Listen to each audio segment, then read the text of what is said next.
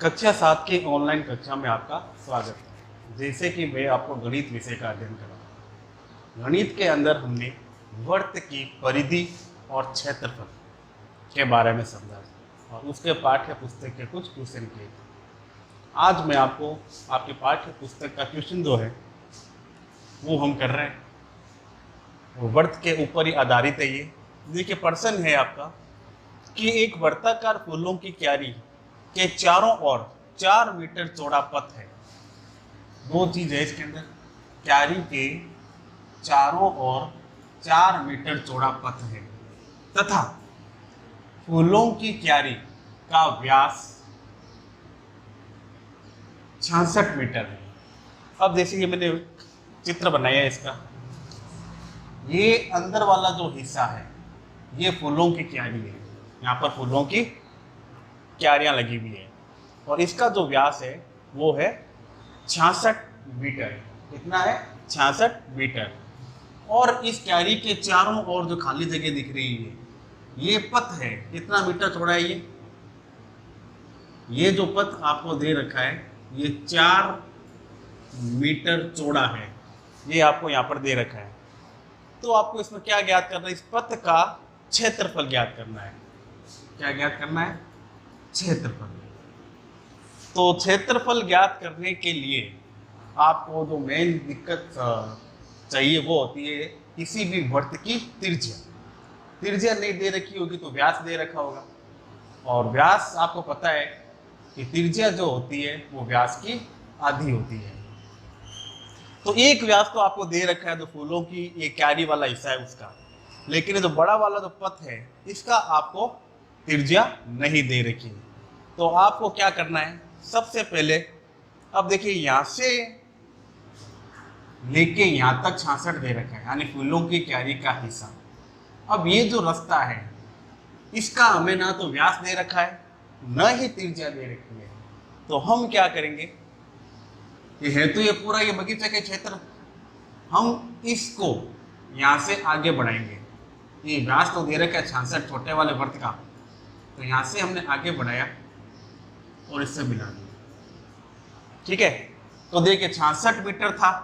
ये जो चौड़ाई का ये पथ की जो चौड़ाई है ये आपको कितनी दे रखी है? 4 मीटर। तो ये 4 मीटर आपका दाएं तरफ वाला हिस्सा बढ़ गया। अब जब दाएं तरफ वाला बढ़ेगा तो इधर भी आपको ये बढ़ाना पड़ेगा, यानी 4 मीटर इधर हो गया।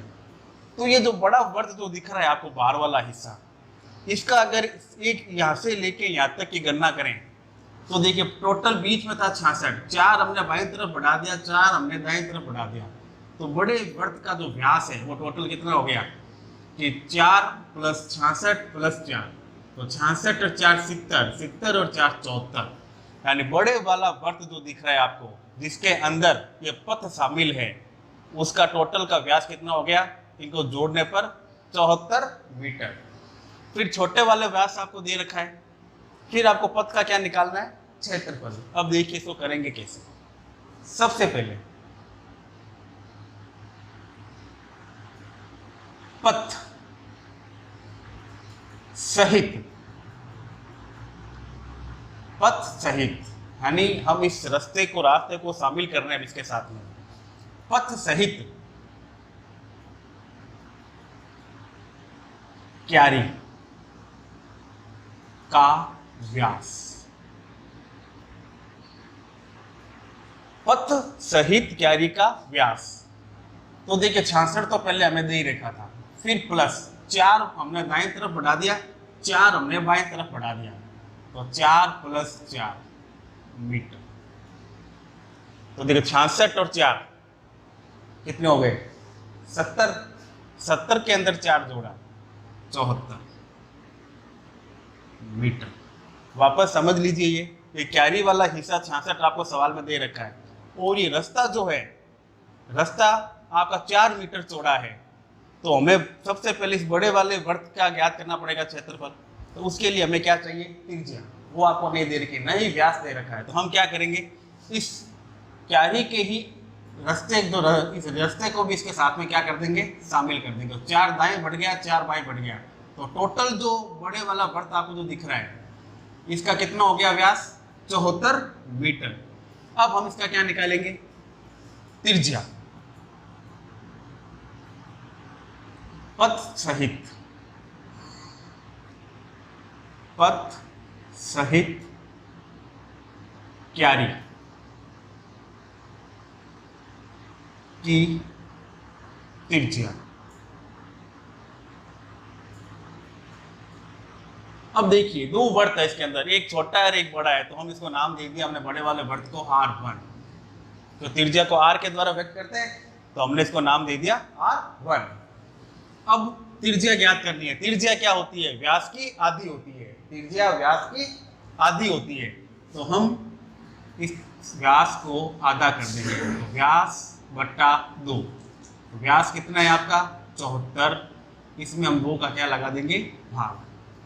तो 74 के अंदर हम 2 का भाग लगाएंगे, तो कितना हो गया ये? 3 दूनी 6, पहले गया 3 बार, 1 बच गया, 4 उतार दिया, 7 दूनी 14, कितना आया टोटल? 37। कितना आया? 37 मीटर। ये क्या निकला? 37। बड़े वाला जो वर्त दिख रहा है आपको, उसकी त्रिज्या। ठीक है। अब इसी प्रकार हमें जो छोटा वाला जो वर्त दिख रहा है आपका, इसका भी आपको क्या निकालनी पड़ेगी? पहले त्रिज्या। तो इस छोटे वाले वर्त के अंदर जो 66 मीटर जो दे रखा है, इसके अंदर ये जो वर्त पथ जो है ये शामिल नहीं है, तो हम यहां लिखेंगे पथ रहित। क्या लिखेंगे? पथ रहित क्यारी का व्यास।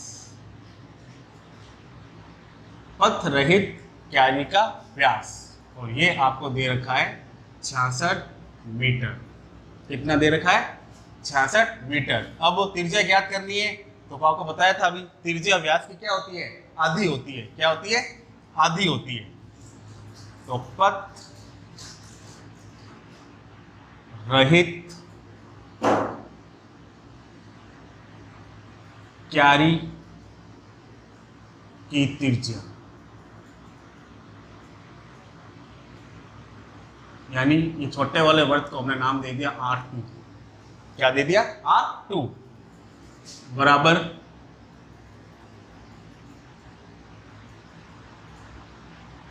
व्यास बट्टा 2। पथ रहित क्यारी की त्रिज्या यानी R2 बराबर व्यास बट्टा 2, और आपको व्यास आपको दे रखा है इसके अंदर 66 बट्टा 2 का भाग लगा देंगे 66 में, तो ये गएगा 3 दूनी 6, 3 दूनी 6, ये कट गए आपस में, तो आपके पास आया 33 मीटर। कितना आया? 33 मीटर। अब देखिए दोनों वर्तों की त्रिज्या है। अब आपको ये पथ जो दे रखा है इसका क्षेत्रफल आपको ज्ञात करना है, यानी ये पथ जो है इस पथ का क्षेत्रफल आपको ज्ञात करना है। तो इसके लिए हम क्या करेंगे? सबसे पहले इस बड़े वाले वर्त का क्षेत्रफल ज्ञात करेंगे, फिर हम इस छोटे वाले वर्त का क्षेत्रफल ज्ञात करेंगे। तीसरी स्टेप में हम बड़े वाले क्षेत्रफल में से छोटे वाले क्षेत्रफल को घटा देंगे। घटाने पर जो आंसर आएगा वो आपका भी रास्ता जो पथ जो दे रखा है उसका क्षेत्रफल ज्ञात हो जाएगा। तो आपका सवाल क्या हो जाएगा? बड़ा। तो हमने कल एक सवाल मैंने आपको बताया था, जब दो वर्तों का अंतर ज्ञात करना हो आपस में, तब सूत्र थोड़ा सा बदल जाता है। तो हम कैसे करेंगे इसको? यानी पथ का क्षेत्रफल, पथ का क्षेत्रफल, इसका सूत्र है पाई की bracket R1 square minus R2 square. यानी बड़ा नहीं करना सवाल, हमें संक्षेप में सवाल करना है, तो संक्षेप में ही सूत्र लगाना है। अब ये सूत्र कैसे बना वापस समझा देता हूँ, मैंने आपको कल समझाया था। जैसे मान लीजिए पहले बड़े वाले वर्ग का क्षेत्रफल ज्ञात करना है, तो सूत्र होता है पाई R स्क्वायर और ये 1, यानी बड़े वाले वर्ग का क्षेत्रफल। फिर इसमें से आपको घटाना क्या है? छोटे वाले वृत्त का क्षेत्रफल यानी पाई आर स्क्वायर, यानी इसको हमने नाम दिया था 2, यानी बड़े वाले में से छोटे वाले को घटाएंगे। तो हमने जैसे इस, आपको क्या ध्यान रखना है कि दोनों सूत्र के अंदर कॉमन चीज क्या आ रही है, देखो पाई कॉमन आ रही है इसके अंदर, इधर भी पाई इधर ही पाई, तो पाई को हमने क्या ले लिया बाहर। अब अंदर क्या रह गया, R1 स्क्वायर और R2 स्क्वायर, यानी अब हम इस सूत्र का यूज करेंगे न कि इनका। अब पाई की वैल्यू मैंने बताया था आपको कि पाई की वैल्यू जो होती है या तो होती है 22/7 या 3.14। अब 3.14 कैसे, अगर 7 का भाग हम 22 के अंदर लगाएं, 7 का भाग अगर हम 22 को लगाएं तो आपका जो आंसर है वो 3.14, यानी इससे आगे भी संख्या आती है पॉइंट के बाद में भी, तो संक्षेप में इसको 3.14 ही लिखते हैं। और इसके अंदर आपको सवाल के अंदर जो दे रखा है पाई का मान वो है 3.14, यानी अगर सवाल के अंदर जो पाई का मान लिखा हुआ है आपको वही मान लेना है। अगर आपने जैसे इसमें लिखा मैंने 3.14, इसके जगह अगर आपने 22/7 ले लिया तो फिर आपका आंसर पूरा नहीं मिलेगा। अगर सवाल में कुछ भी नहीं दे रखा हो तो फिर आपको 22/7 ही मानना है, और अगर सवाल में अगर 22/7 दे रखा है या 3.14 दे रखा है तो जो दे रखा है वो ही मान आपको इसमें मानना है। तो अभी हमें सवाल में दिया 3.14 ब्रैकेट, अब R1 स्क्वायर, अब R1 कितना था 37,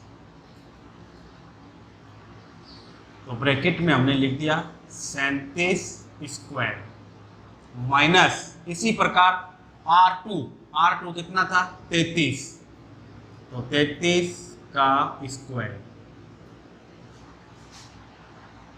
फिर 3.14, अब 37 स्क्वायर का मतलब 37 इंटू 37, तो हम 37 को 37 से क्या कर देंगे आपस में गुणा, तो देखिए 37 को 37 से गुणा,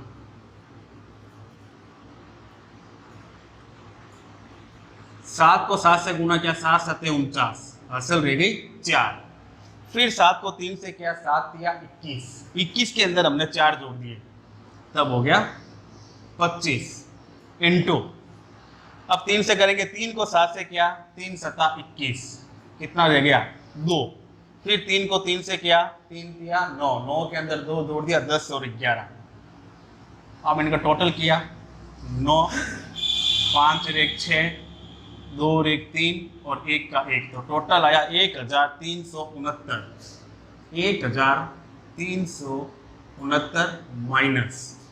अब इसी प्रकार 33 स्क्वायर दे रखा है तो मतलब होगा 33 इंटू 33, तो हम 33 को 33 से गुणा कर देंगे, तो 3 को 3 से किया 9, फिर 3 को 3 से किया 9 इंटू, तो यहाँ 9 9 आएगा वापस जोड़ा 9 9 और 9 18, 1 रह गया 9 और 1 10, तो टोटल आया 1089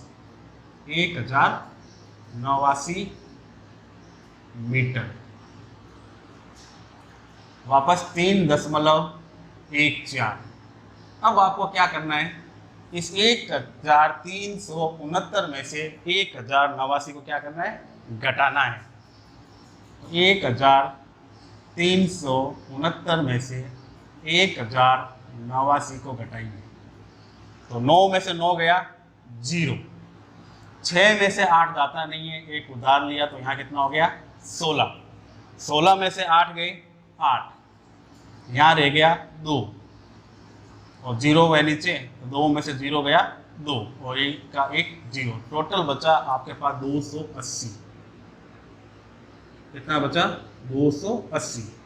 अब इस 280 को हम 3.14 से क्या कर देंगे गुणा कर देंगे, क्या कर देंगे गुणा कर देंगे, तो सीधा गुणा के चिन्ह लगा देता हूँ, 3.14 इंटू 280 मीटर, तो 280 को 3.14 से गुणा, तो 4 को 0 से किया 0, 4 को 8 से किया 4 8 32, 3 बच गए। 4 को 2 से किया 4 दूनी 8, 8 में 3 जोड़ा 11। फिर इंटू 1 से करेंगे तो 1 को हम किसी भी संख्या से गुणा करते हैं तो वापस वही संख्या आती है।